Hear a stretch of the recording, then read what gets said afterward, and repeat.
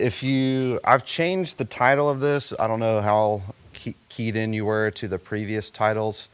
The original idea when we were just discussing this was I was going to get more into media in this discussion, thinking movies and all, and how you can relate that and be an apologetic witness in that realm. But I figured that we could save that for a later date and get into the foundational issues first, in hopes that we continue more of these discussions later. I'd rather lay the groundwork now and be able to have a more contextualized discussion in future if we get around to it. So you'll see I have culture, art, and the story of God. And so we're going to start with culture.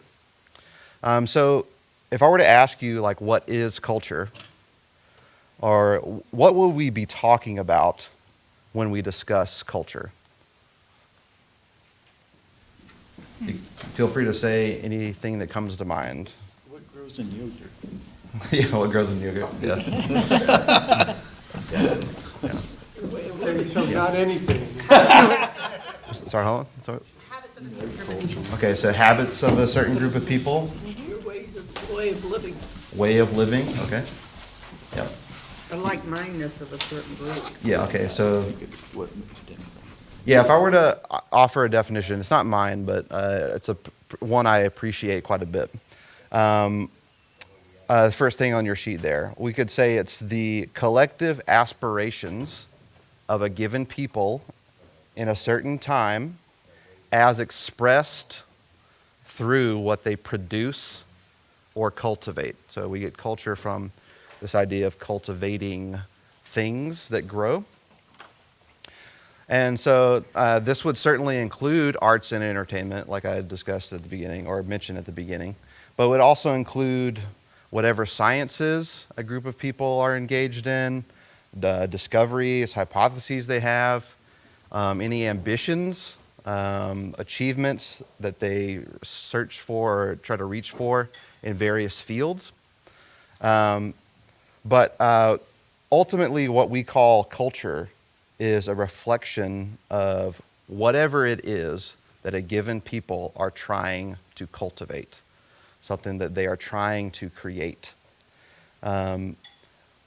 So when we see any group of people, whether it be us or others, they are trying to cultivate something.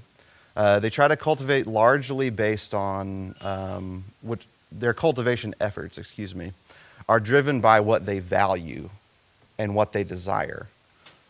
So this is why, just a second ago, when I asked you what is culture, similarly to what we would see like in a history class or anything, we're describing culture as like a people group's belief systems, their traditions, what they think and feel about certain things. And we discern those things through things that they've created and communicated those things through. So they cultivate things that express their values and desires, as do we. If we put it in theological terms and more succinctly, we cultivate what we worship. We engage in culture like as naturally as we worship anything, because we are made to do that. We're made to engage in culture in this way. We even have explicit commands from God to engage in culture making. So the first instance of God commanding us to create culture would be Genesis 1:28. In Reformed thought, this is often referred to as the cultural mandate. So be fruitful, multiply, fill the earth, have dominion. This is considered the cultural mandate. Additionally, if we go even broader, the Great Commission sometimes in Reformed thought is referred to as the second cultural mandate, where the intent is similar, but the context has changed with the coming of Christ. So we have a command to engage in culture through the cultural mandate of Genesis 1 and the Great Commission. And these are two like specific, clear forms of the biblical goal of human life.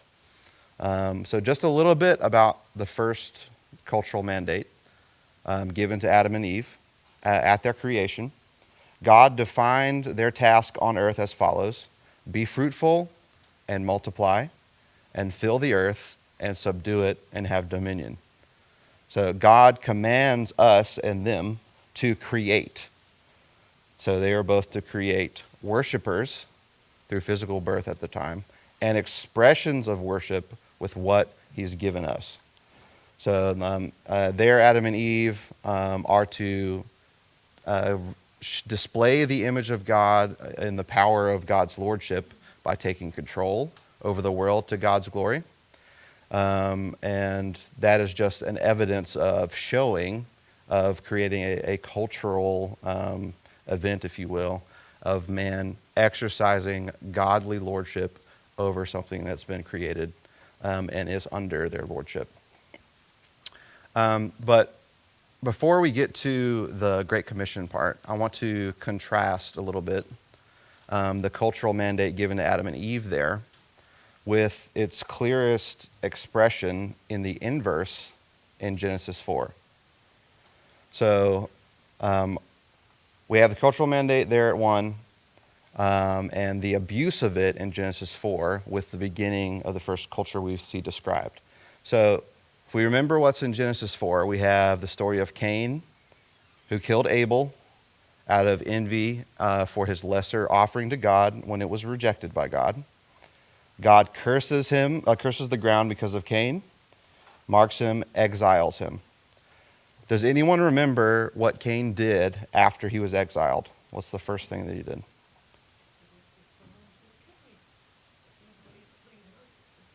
Mercy.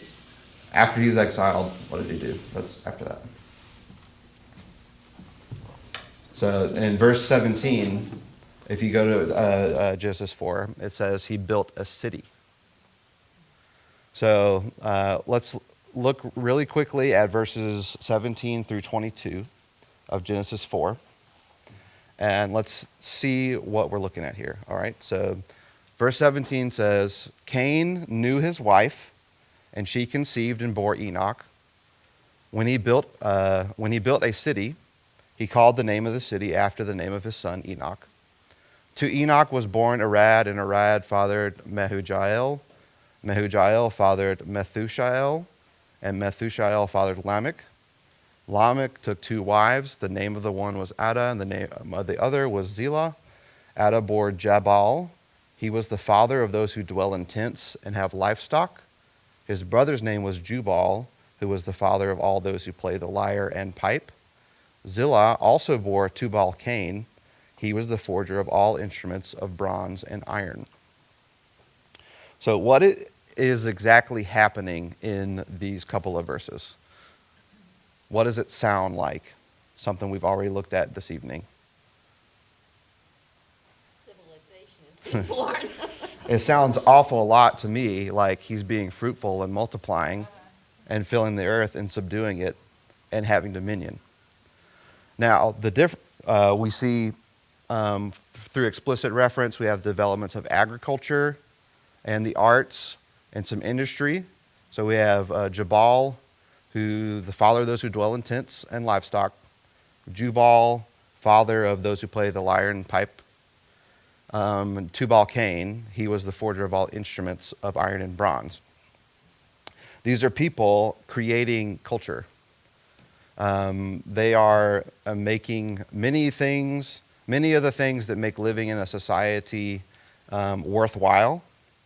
However, they are not worshiping God with their culture making. So we have Lamech spurning God's design for marriage, taking 2 wives and proliferating that way. And we even have the essence of this city.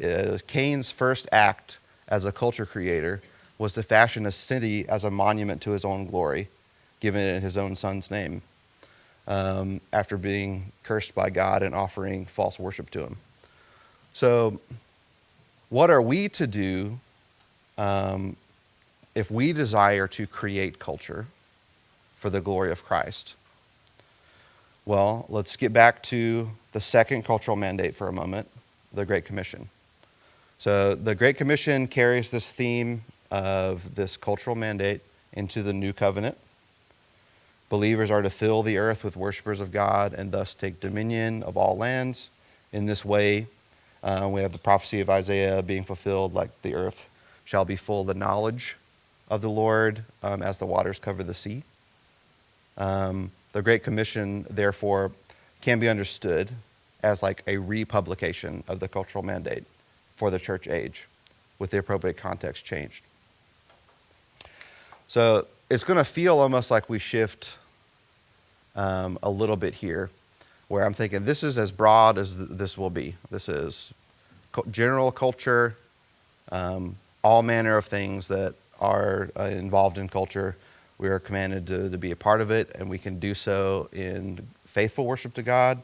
And many of these things, as we even see in the example of Cain, are good in and of themselves, but can still be used and done outside of a proper worshipful heart towards the Lord.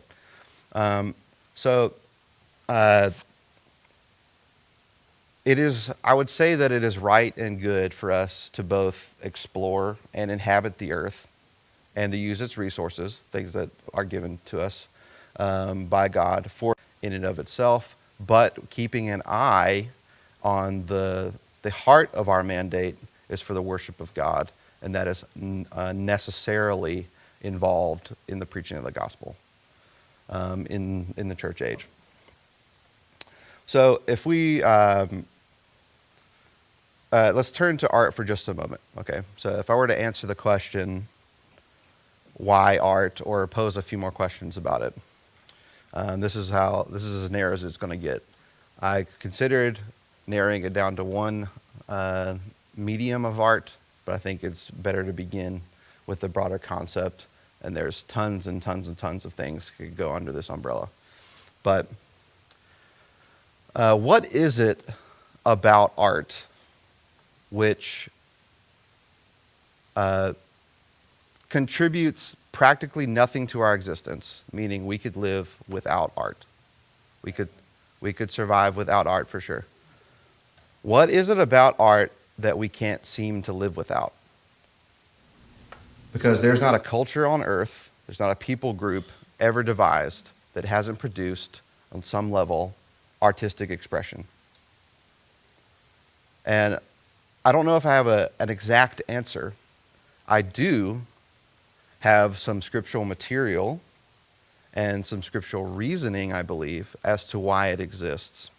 And partially that's from demonstration, not necessarily from Scripture's explicit descriptions.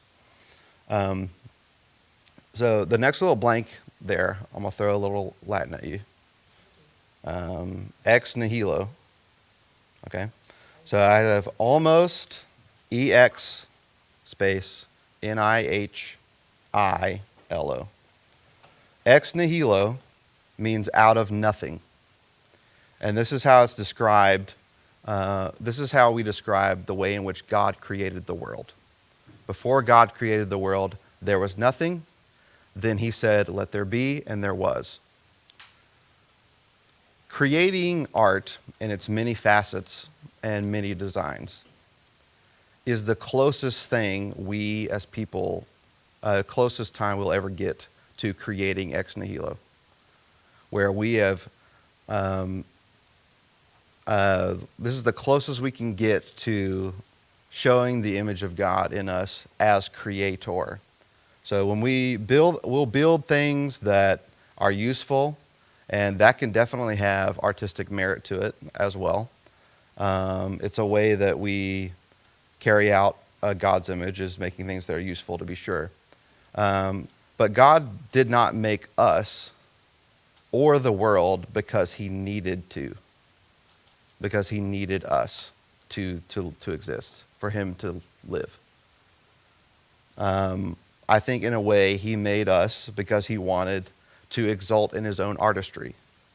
He wanted to display himself as an artist. He wanted to convey some deeper sense of himself to tell a story with the universe. So anytime we pick up a pen or a paintbrush, or like me, varied stringed instruments, or you pluck on the piano, that is as close as we get to creating something out of nothing. Is we have what's been given by God in his good world, we subdue it, we rule over it, make it work for us, and we can create wonderful aesthetics, both sonically, visually, that communicate in some ways realities to a greater degree than otherwise. And I like talking about this subject, but it is very hard to talk about this subject because it seems so amorphous when you describe it this way, or if you try to wrap your head around it.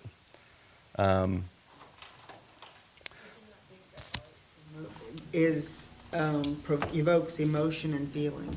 And I think that's what God wanted us to have, is a Yeah. feeling of the wonder, or if we see something that's not so nice, anger at it. Yeah. I think he wants us. That's what I'm trying to get at when I say he's trying to reveal something, a sense of himself that's deeper than if he just said it informationally, or even in our own brains if we could conceive it as practical, if that makes sense. So in the act of trying to create art, we can take what God has given us, exercise dominion over it, subdue it, and produce fruit unlike any other.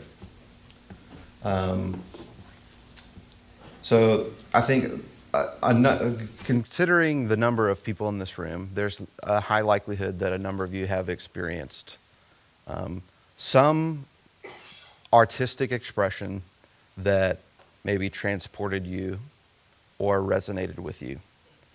And I think the best art can take some experience or moment of the world and interpret it in a way that doesn't just entertain, but enlightens. So I want to try something. It's not experimental, but it's out of the norm for me. Okay, I'm going to share with you one of my favorite poems, which is actually a hymn. And my history with this is the first time I had ever experienced it was through a musical setting. And throughout my years going back to it, the more and more that I revisit it, the less and less I listen to any musical settings of it. Because I've found that the text itself is so much greater as an art form than any of the other extra art forms that have been added to it. And I find much greater meaning in just reflecting on the way it communicates what it communicates. And so I hope to, if I'm perform this well enough with you, hopefully transport you, hopefully allow it to resonate with you the way in which the author would hope. And I want us to, we'll refer back to this with our discussions of form and other things here in a moment. So what I want us to do is I'm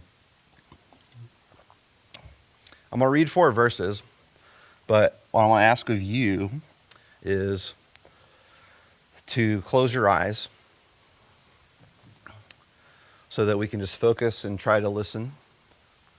And I'll try to communicate this as I often read it to myself.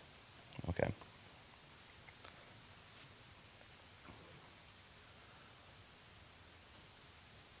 O love that wilt not let me go,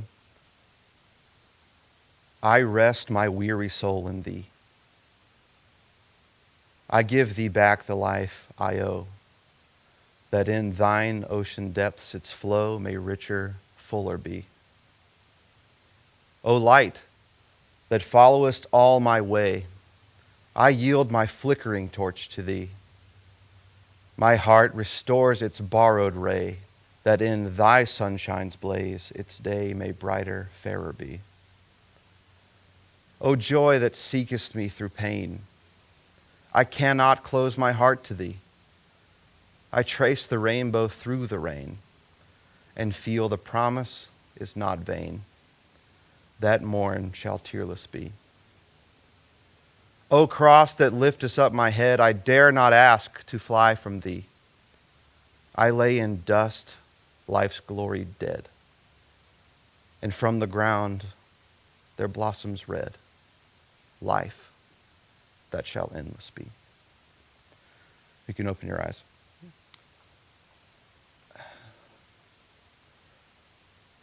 My experience with that hymn has always been one of awe in the way that it reveals to me the place of the author at the time, the truths that are strengthening his faith, and his great hope and joy in the midst of his sorrows. That was a poem written by George Matheson, who I'll read a quick quote of his own description of how this hymn came to be. He says, "My hymn was composed in the manse of Vanillin on the evening of the 6th of June in 1882. I was at that time alone. It was the day of my sister's marriage, and the rest of the family were staying overnight in Glasgow. Something happened to me which was known only to myself, and which caused me the most severe mental suffering. The hymn was the fruit of that suffering. It was the quickest bit of work I ever did in my life. I had the impression rather of having it dictated to me by some inward voice than of working it out myself." We have in literature, good prose has something that bad prose doesn't. Even further, poetry has something that good prose doesn't. We even see in the scriptures that the poetry in scripture has dimension that is lacking in its prose. And any proposition can be heightened if expressed in poetry or artistic prose, as opposed to some bland, clunky, or like formulaic statements. I'll refer back to this a couple of times, but I want to quickly move to what art for a moment, to give us a little bit, some tools about how to engage in some art so that in future we might actually create or even critique art for the sake of discerning what the worldview of the artist is, and being able to engage with those worldviews for the gospel. So I'm going to share Francis Schaeffer's 4 standards of judgment. I have some quibbling with one, but we'll deal with that if I feel like it, I guess. So the first one he has here, standards of judgment for, I think, any artistic endeavor, will be technical excellence. So a lot of folks can tell when something is done technically well in terms of, can you draw a circle that is a circle? Or can you draw a line that's straight? I can't do neither, probably. But that is one standard of judgment, is something done well. And this can be many, many different things. If we're dealing with art, it's how well does the artist use form? How well do they use lines to convey perspective? How do they use color? How do they use textures of paints? These kinds of things can all go under the umbrella of technical excellence. The second one for him is validity. So this one's, I understand where he's going with this one. He basically says, for validity, it's whether an artist is honest to himself and to his worldview, as opposed to if his art is only for like money's sake or for some cultural acceptance of some kind. So if I were to describe it in different terms, I might say, he would say, unless the artist is creating art convictionally, then it is invalid in his estimation. I don't know where he gets that. I understand that perspective, and I'll leave it there. I tend to agree 85% on that. Third, and this is probably most telling for our apologetic stuff, is intellectual content. So that which reflects the worldview of the artist. Okay? If we tried to just apply this to, say, the poem that I read a minute ago, like we would probably say that the worldview of the artist is one of a Christian person who deals with significant suffering, but tethers their hope to the promises of God. And in that suffering has experienced very real joy in light of it and significant hope for the resurrection. We can gather that by his own words. He says, he addresses love that has captured him. It doesn't let him go. So he is in the grasp of love. His soul is weary. I don't want to get ahead of myself on this because I'd be tempted to just do a breakdown of this whole poem. The fourth standard under Schaeffer's four standards is the integration of content and the vehicle. So he's thinking about how well does the artist integrate what he's trying to communicate with the medium or vehicle through which he's trying to communicate. So art involves how well the artist has suited whatever vehicle he chooses to his message. And oftentimes for artworks that are truly great, that stand the test of time, some of which have great acclaim, there is a significant correlation between their use of the style and what they're attempting to communicate. So before we move on, let's take a moment. I just want to look a little bit deeper at this poem. Okay, so the first verse, I have a hard time separating the uncorroborated story for why this hymn was written. If you do any research on "O Love That Will Not Let Me Go," sometimes you will hear the story that he wrote this in despair after his fiancée broke off their engagement. We don't have any historical info to confirm that. However, I do think if that were true, it makes the first verse and the fourth verse even more potent. And I'll explain why. And I'm applying some of these standards that Schaeffer has laid out to say why I think this poem is great. Okay, simply what I'm doing here. The first verse, he has love that won't let him go. He's weary in his soul. The second line is, I give thee back the life I owe. He's already committed to following Christ. And if I recall in the story, that was related to why they broke off the engagement, was his continued work in theological studies, I think. And it was becoming a problem. And she was like, I'm done with you, I quit. And he's like, I've committed to follow the Lord in this way. I'm weary, but I still give you my life. He goes through all of these emotions, verses 2 and 3. And then into verse 4, we have, O cross that liftest up my head, I dare not ask to fly from thee. I lay in dust, life's glory dead.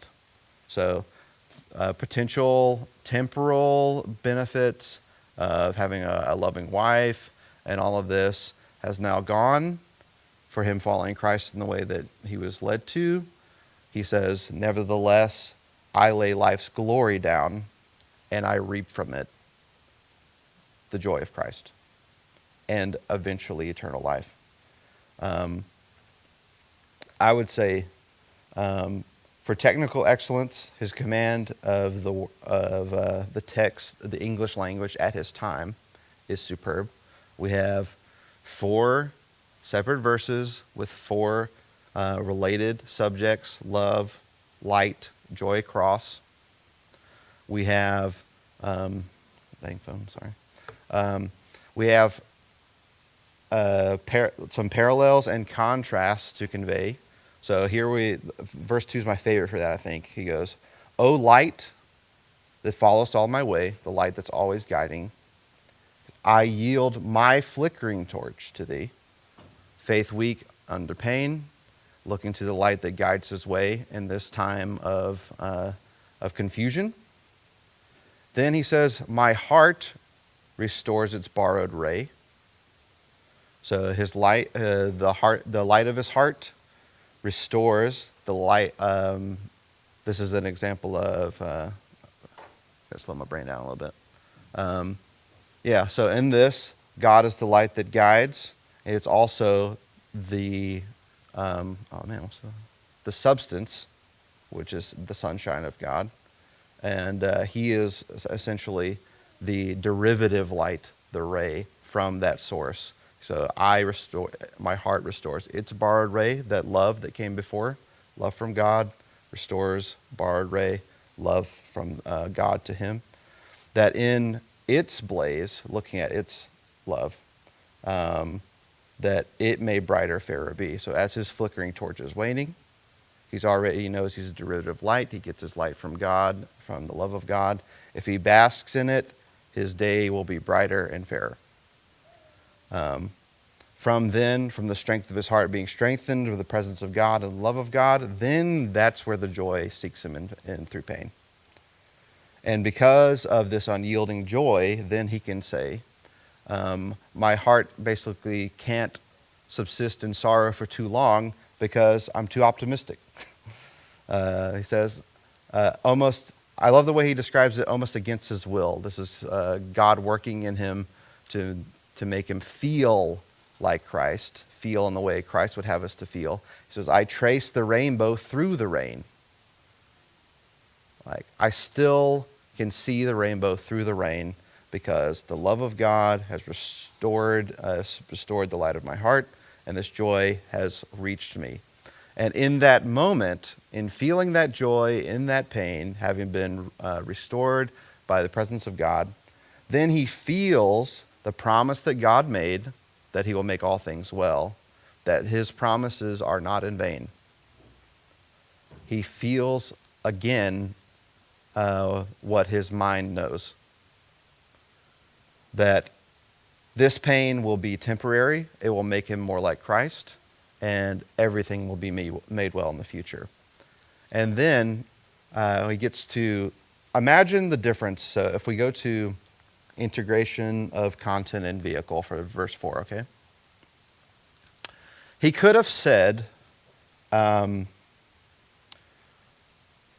don't want to stop remembering the gospel because I know that I will be resurrected one day.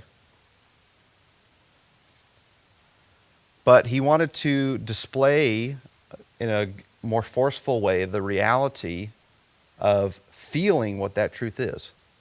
And so what does he say? He says, O cross that liftest up my head, gospel story, I dare not ask to fly from thee. I don't want to be removed from the rumination, the remembering of the gospel. Thusly, I lay in dust down to the ground. All life's glory dead. I lay down my life, all earthly ambitions, all for the sake of the gospel. And from that ground, there blossoms red. Laying down in dust, resurrection of new life, not just life, life to the full that will endless be. So I could go on for ages probably about how artful I think this poem is, where you have the marriage of technical excellence, you have no hint of invalidity, if you even say a word like that, clear biblical worldview being expressed, as well as it being integrated wonderfully in an artistic medium. So now, that'll bring us to the last section, okay? So I've called it the story of God engaged. I've gone on and on about this great poem from the 1880s. But the question for us is, if we want the gospel message, the story of God, which should be our worldview, to guide our own culture making, we must take into account the when we are living in. Okay? So let's look back at a moment to the definition of culture. with a new emphasis, the collective aspirations of a given people in a certain time as expressed through what they produce or cultivate. Okay, so what we'll be aiming to do is not just create art, but create art for our time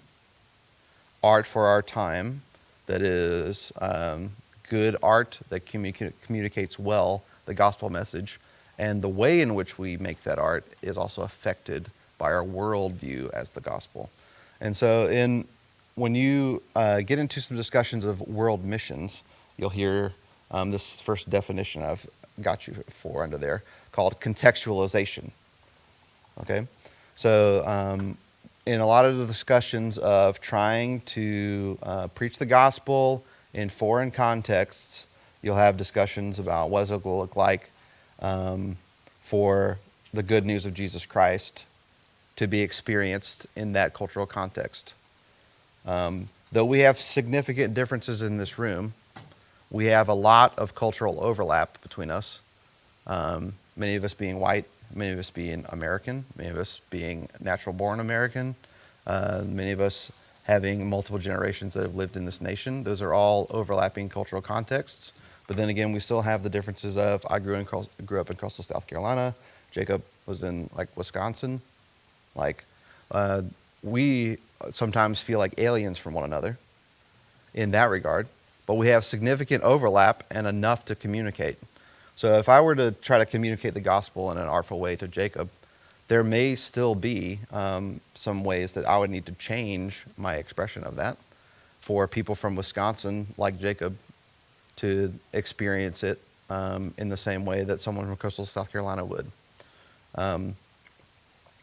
So if I were to revamp just that definition of contextualization for art, I would add this. I would the goal of a process whereby the universal good news of Jesus Christ is authentically communicated and experienced through the particularities of an artistic medium. So we're trying to contextualize two things: the gospel message and the artistic forms in the time that we're in. Okay, and to do this faithfully, I think is a good. There's a couple of dimensions that we need to be able to discern, and I'll go through these kind of quickly. These are from Michael Goheen and Craig Bartholomew's book, Living at the Crossroads. It's one of the citations there. They lay out these three dimensions for faithful contextualization in whatever context. And the first one is creational design. Okay? So if I were to put my hand at, trying to think of something they're hardly ever simple. I don't know, maybe like guitar making or something.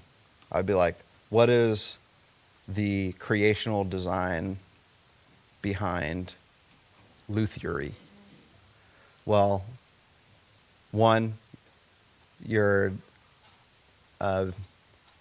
an easier parallel in that I'm taking trees, finding their inherent qualities from how they're created, leveraging things that we can discern about them, how well they resonate, how well how structurally sound they are, the woods that we use for guitars, the tops of acoustic guitars normally.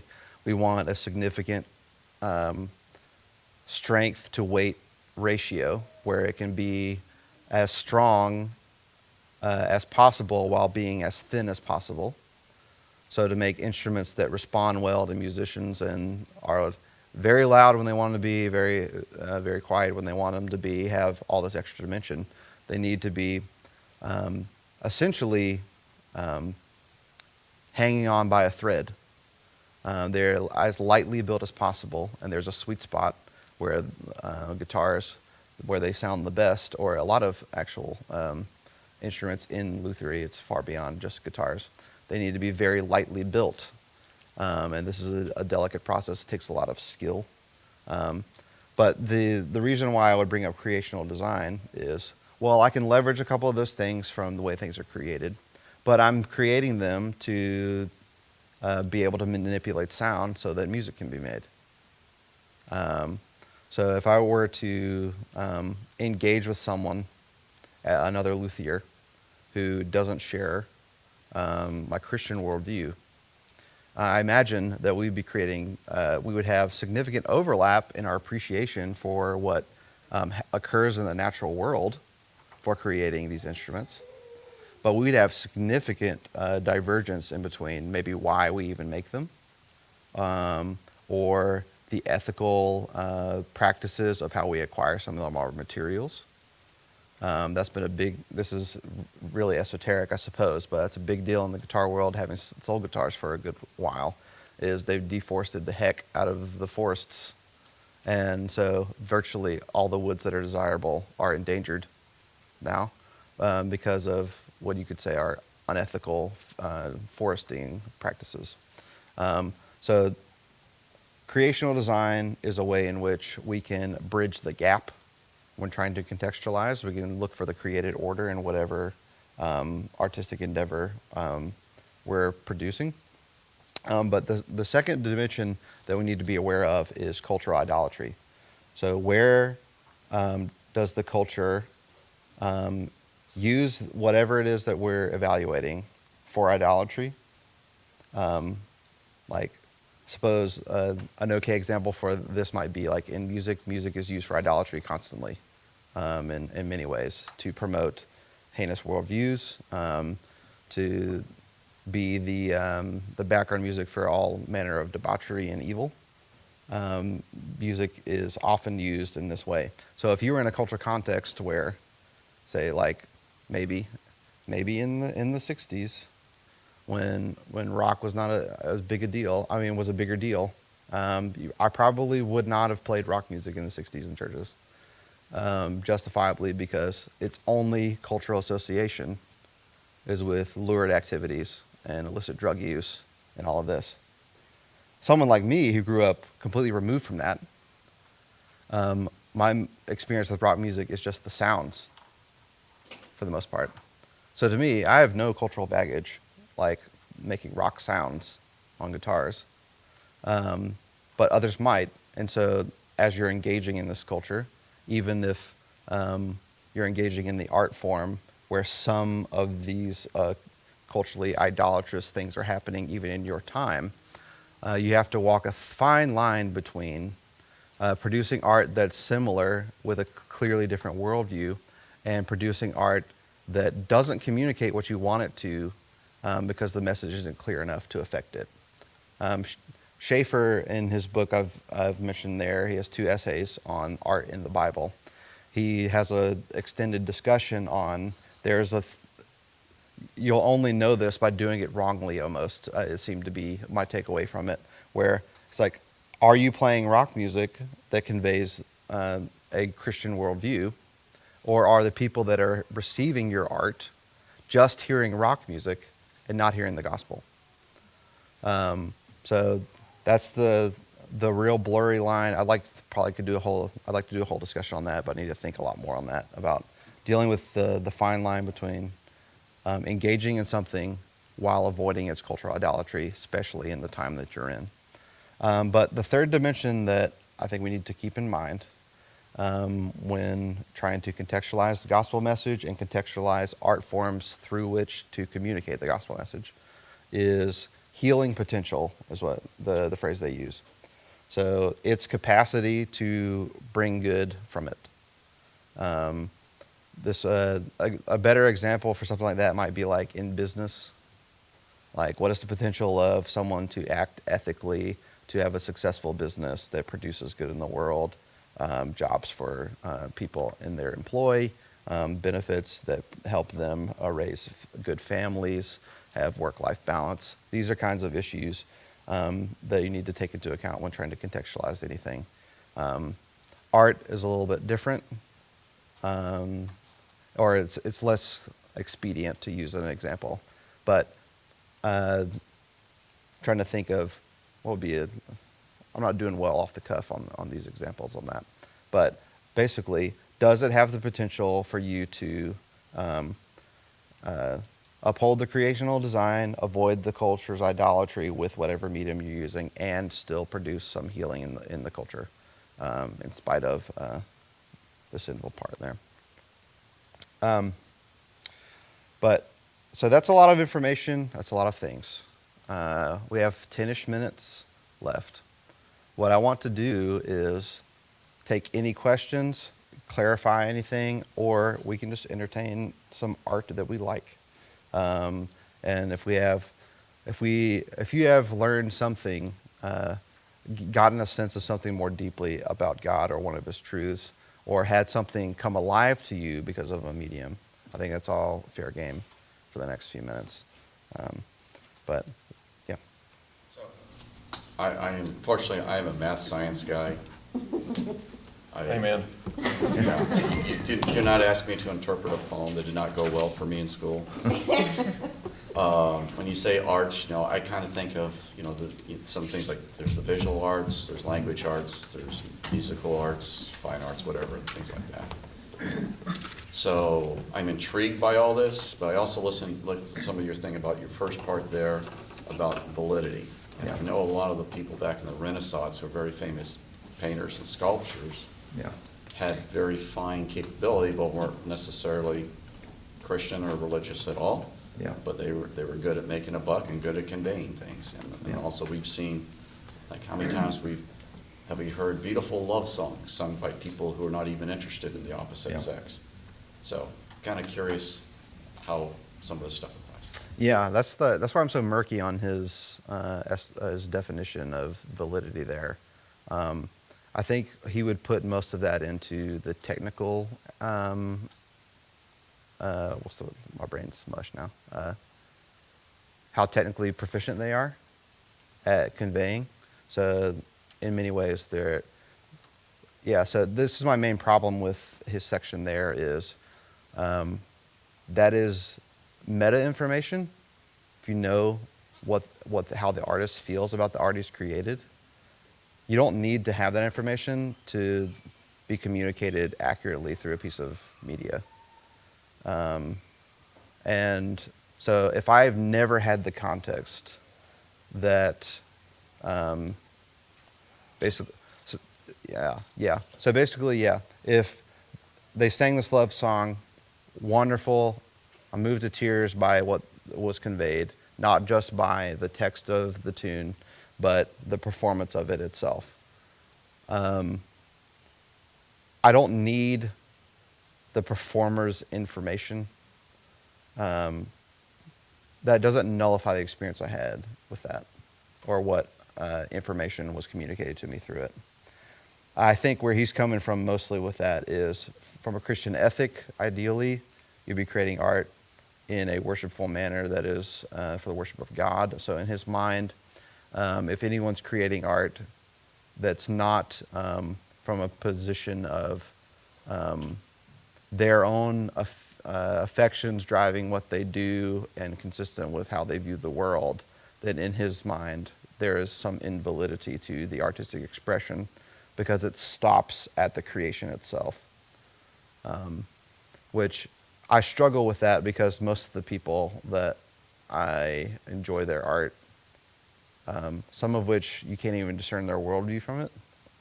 So like one of my favorite musicians on the planet is Pierre Bensoussan. And he's a French-Algerian fingerstyle guitar player who most of the time what he's playing is just instrumental. Sometimes he's like singing nonsense syllables with it, or a lot of times he's singing in French or Algerian sometimes, but mainly French. And I don't understand a word of what he's singing a lot of the time, and most of the time it's just instrumental. However, his skill is so great and his ability to communicate certain emotions, even if the information I have is just a title and whatever like musical things he's playing off of from some of our shared background in listening to music. I've been moved many times listening to just his music, which is just sounds he's creating. And oftentimes I'm ascribing my own meaning to them based off my own experience. So I think he might say all it would take from Pierre for him to have one of his tunes then become invalid is, oh, well, I was hungry and this guy offered me $20 to write a tune and I wrote it. I don't think the art has been invalidated by that. I just think he did it by accident or something, yeah. I want to press just a little bit, kind of a different spin on Jim's point. So what is the difference between, okay, here's this piece of art, maybe it's not really authentic, but it resonates with people, so it's okay, versus, okay, here's this business deal, and it sounds really great and it resonates with a lot of people, but it's a sham, Yeah. and now that's not okay. Or say like someone pushing a false gospel, pushing the prosperity gospel, that resonates with a lot of people, Yeah. and you know what, people haven't realized that that's a sham yet. Yeah. So what makes the art okay and you can get away with it because it's art, versus, hey, these other things, like, you see the cracks. And Yeah. So the sham- example I used is more defensible towards that because he's not conveying anything necessarily with the music. Now, if he were saying, if you had more faith in Jesus, then you'd be super rich while doing it, then he is depreciating his art by the standard of the intellectual content. So he has now produced something that is incongruent with the scriptural worldview through his art. So then we can critique his art and say, well, he fails in this regard because of his worldview is inconsistent with the biblical worldview. So there, it's close, but not all the way there. Now, so we could bring this home even closer and say, okay, what about a hymn that's written by someone who later proved to be a false brother?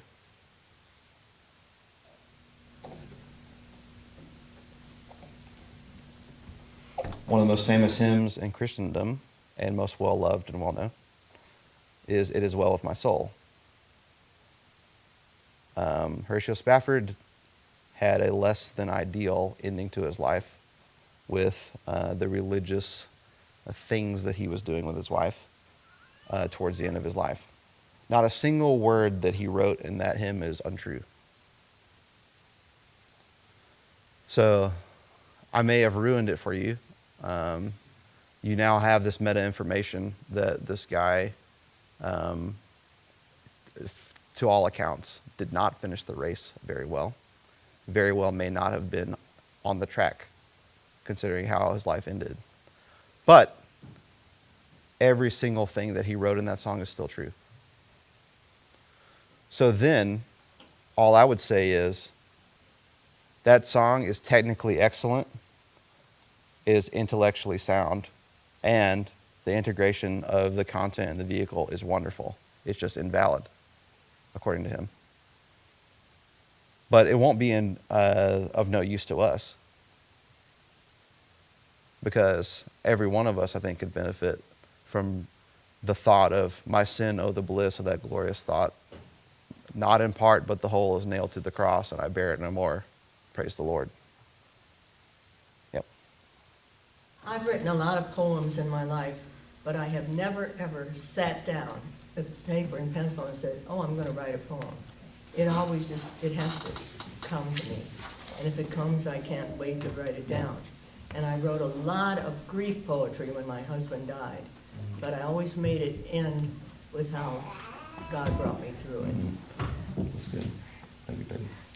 And when your example, I mean, we actually study Proverbs and believe it to be God-given, but Solomon's life Yeah. was a shambles. Yeah. So that's where I think he fails just a little. I think he could have put some more work, at least. I haven't read the dearth of Schaeffer on this, but as was articulated and what I've prepared, I don't think his standard of validity is even, it'll be useless in a lot of cases. There's too many evidences to the contrary sometimes. Yeah. Schaefer's really, really bright. So most likely in his mind, there's some level of nuance that is not existing in our understanding. Oh, of I this. would guarantee that's the case. Because from our perspective, it's like, that's not that great. The only thing you But- listed is if you did it for money Yeah, or you did it inconsistent with what you believe. I'd be like, yeah, he's way too intelligent, I think, to stand by that, and I'll tell you exactly why. He has even argued in different places in those same essays that you can, in film or drama, depict things that are inconsistent with your worldview if you're a Christian, because they can serve a purpose in telling a story about a greater reality or revealing a truth. But in just dealing with, is art invalid because the person wasn't engaged in some way that we would prefer? Yeah, I don't think so. That was one man who wrote that song. Wasn't he the one whose 5 children were drowned? Yep. And that could have affected him Yeah. in a bad way. Yeah. I mean, I don't put anything past that. Well, art is always a person's perceptive. But let's, for example, my daughter bought two pieces of art recently. And I don't care for either one of them, and I told her, they're not my thing. She didn't even know what one of the pictures was. Yeah. It was a raindrop. It was white, and she didn't even see it, what it was. I had to tell her what it was. So they both moved her. She enjoyed them. They made, and there was on one of them was all about the artist, what her situation was, what she was trying to do. So you could understand the artist's perspective, but I still didn't like it. And so sometimes there'll be someone who will get a lot out of something, and sometimes it has to be another person that facilitates you learning about that photo or that picture or whatever. It's like the Bible. We can read it 1,000 times and still not understand it until a pastor or someone else comes and kind of goes over it a little bit more, and you start understanding a little bit. It's like art is that way too. Sometimes we don't understand why we like it or don't like it. This is like my favorite area of discussion in this is why do you feel the things that you do about the things that you feel about? And I would probably argue if all the information is 100% correct about the way in which your daughter experienced those paintings, I'd say, well, she didn't experience that based off much of anything then, did she? So the question isn't only, does something resonate with you? At some point, we'll also have to do the work of determining why something resonates with us. And if we can't discern why, then we need to be trepidatious about things that have those qualities, only because they affect us in ways we don't understand quite yet. So, like, what I mean is, like, I'll tell you this. I recently bought a book that's about something that, a thing that I care about. And it was because of 3 things. It had the word Reformation on it, it had the word worship on it, and it was dark green. I like all of those things. And I was like, that's good enough for me. I don't know why I like dark green. I think maybe just because I don't know, Irish maybe. Like, I tend to like wearing green because I think it looks okay with my complexion and stuff. But I don't have a meaningful reason as to why I like green.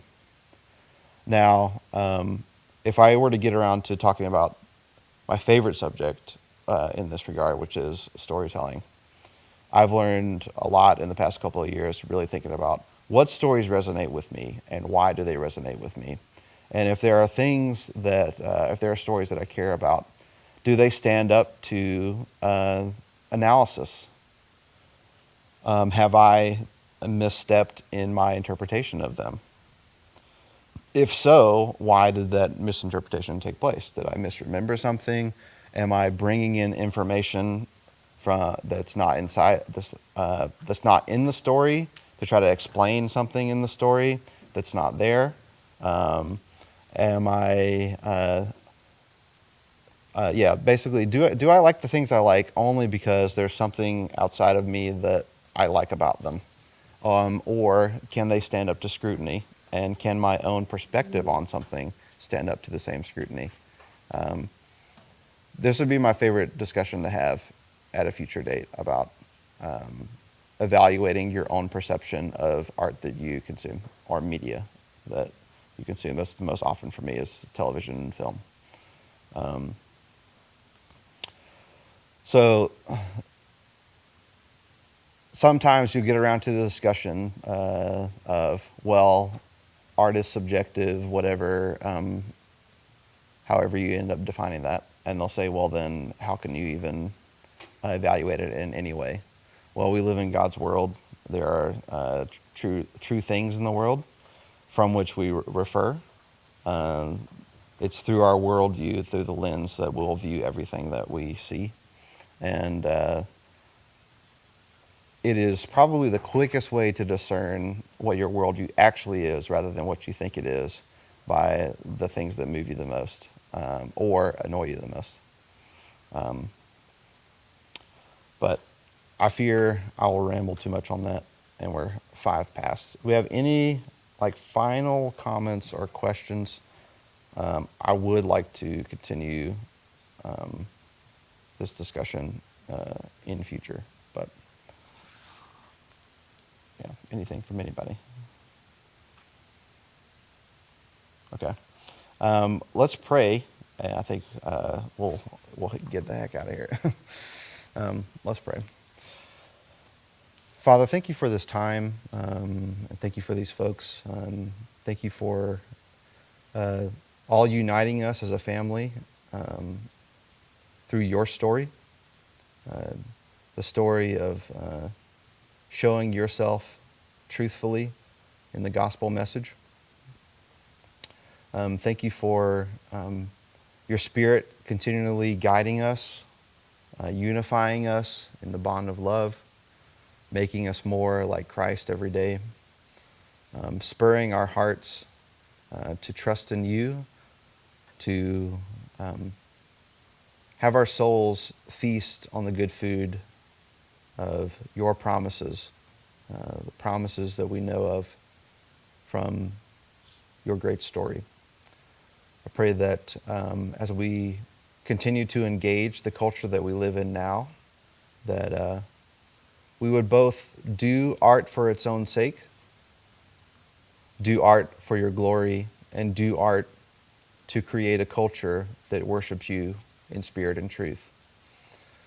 Continue to guide us and change us, strengthen us today. And I pray this all in Jesus' name. Amen.